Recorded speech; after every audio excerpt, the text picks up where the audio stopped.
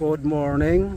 Andito ako ngayon sa tabi ng Sapa dito sa May Palayan para kumuha ng yung rainwater. Ito yung tinatawag na swamp water na, swamp fertilizer. Kasi ito po ay galing sa baha at saka andyan na yung mga bulok na mga dayami, kung ano-anong mga tuyong halaman. So ang tawag ko rito ay swamp water na, swamp fertilizer. So dito ako kumukuha ng aking pandilig araw-araw habang may tubig pa rito sa area na ito. Kaya hindi muna ako gumagamit ng yung tubig sa nawasa na pandilig ko sa aking mga halaman dito dyan sa my garden. So kukuha na tayo mga kapatid ng tubig. At ito may gamit tayong sprinkle. So lalagyan natin ng tubig.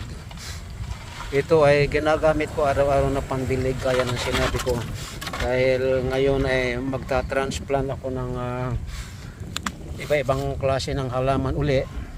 So dito ko kukunin lahat ang aking pandidilig. Kasi pagka tayo nag-transplant, kailangan din ng diligan. Actually may paparating na bagyo, so palabas na naman si Berbena. Sabi ayon sa weather forecast may papasok na bagyo na naman, pero wala pa sa par. So at iyan, pupunta na ako doon sa aking garden.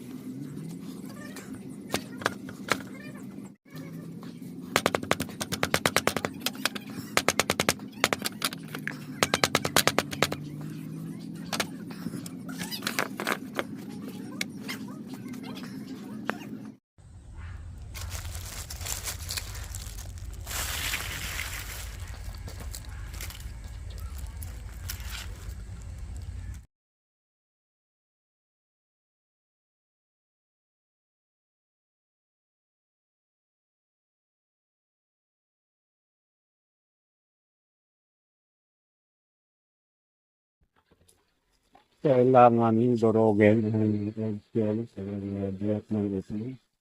Nilagay ko yun sa plastic na para hindi tumagog. Kung may buwing na rin, mas maganda sa relax. So, umandal na rin. Hindi naman kailangan niya pinong-pinong talagang naging powder. Pero from blender, and maraming beses ko na rin ito nakita sa mga takaan ng paggamit ng balot ng kaya iyan ang isa sa the best na pambasal application yung balat ng itlog at kahit na balat ng saging lang. So, tapos haluan din natin yung organic compost. Nahigit isang taon ngayon na nakabaon sa compost pit. So, ang dami natin ng mga compost pit na nakakabang. So, ginagamit ko yan pagka talagang kailangan. Sa ngayon, marami nga akong nailalagay doon sa mga vegetable garden yung show. Sufficiente na sila. Ginagamit ko yun so pagka yung magtatanim ng kanila guys. Kasi yung aking garden, hindi naman kalakihan. Kaya yun yung magta-transplant na ito. Naglalagay namin ang bagong organic compost. Tulad yan, yung maitin-itin yung ground.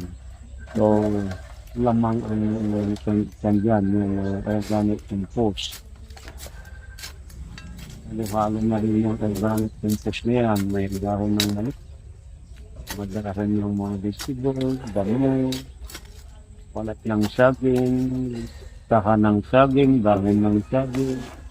Yung ano, na mga nalalaglag na dahon yung natuto yung dahon. Dito sa palipid na sa amin dahon. Kung nakatira ka sa probinsya, hindi problema yung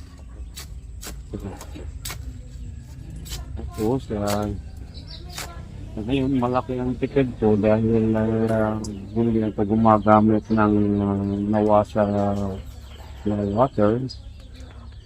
Doon ako pumupo sa sapa, sa pinanggalingan ng palay. Ang dami pang tubig. Hindi ng tubig meron doon, marami rin ito, isda.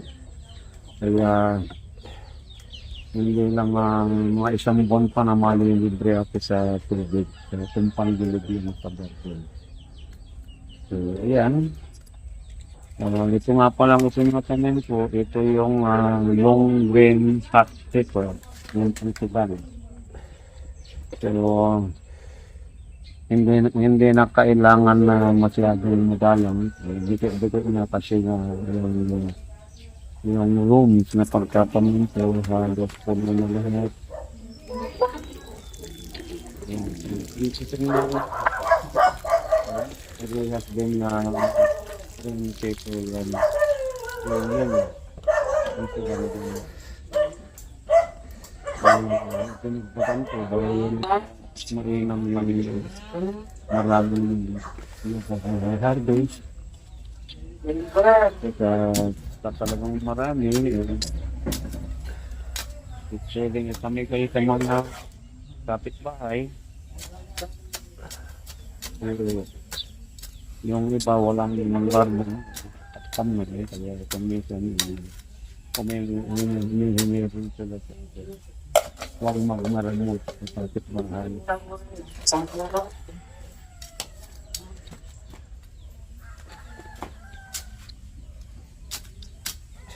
Yan, pare-sari tayong mga tanim ko, ano na yun, intercropping. Kung ano-anong klase rin halaman ng dyan, may mga tornadoes, may samatis, may kakaya, yung suling labilyo, yung sa ilyan na yan, yung pinagpagpagyan ko. Saka na natin kuhanan ng video pag marami ng gano'n. So, itong ginagawa ko ito, abangan na lang ang maintenance. Kasi i-video ko na lang na paunti-unti hanggang sa mag-ani ako. Kaya it takes more than 2 months bago mag-ani. Maybe 75 days.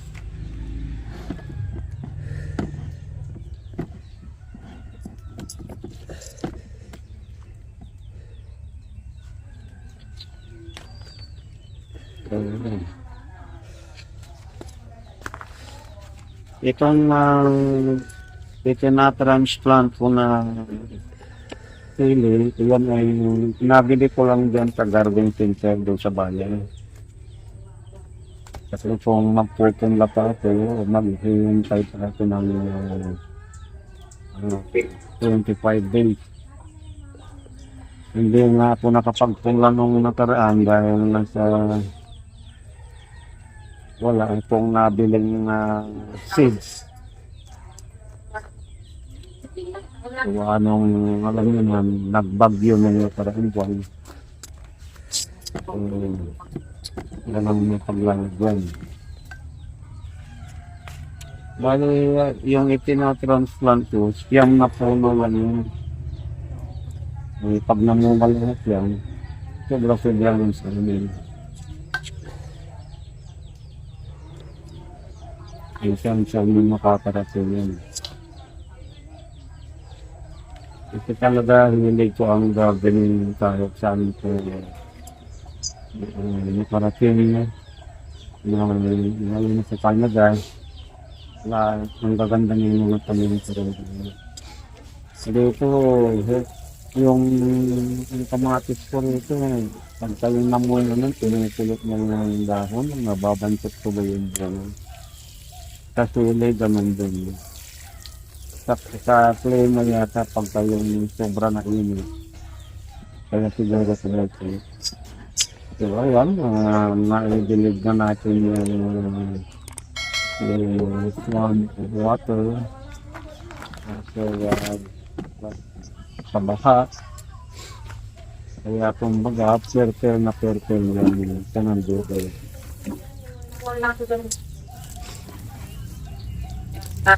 Yan.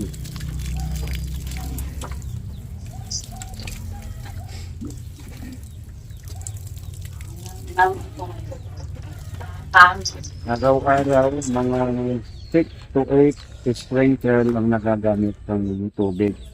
Pinukuha ko daw sa sakal. Ngayon, ilalagay natin yung stick para climbing stick ba? Para habang lumalaki yung ating tanim, ay lagyan natin ng tali para hindi sabinit kung habang lumalaki, diretso siya, hindi matutumba. Kung minsan kasi medyo mahangin, hindi siya matutumba. So, yun sa tatapit. Parang sasandalan niya. Kung magtatanim ako, laging yung stick na garlic. Kaya nakatali lagi habang lumalaki.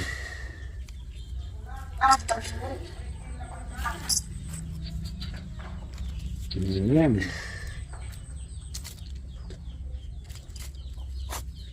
So, abangan na lang ang pag-maintenance after maybe 1 month sa pag-push natin ng video para sa mga transplant. So, hindi lang ito ang abangan.